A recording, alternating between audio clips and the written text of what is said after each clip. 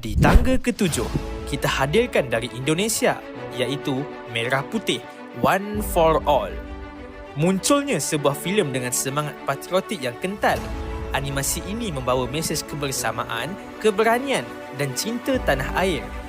Visualnya penuh warna dengan elemen budaya tempatan yang ditonjolkan untuk menyalakan rasa bangga penonton terhadap identiti nasional.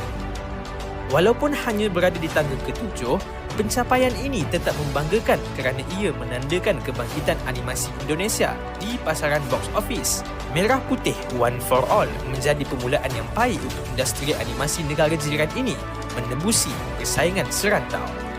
Filem ini agak lemah dari segi penonton dan mendapat banyak kritikan mengenai kualiti visual dan produksi. Meskipun bajetnya agak besar untuk filem animasi tempatan, iaitu lebih kurang dalam 6.7 juta rupiah, sambutan oleh penonton umum tidak begitu memberangsangkan setakat ini.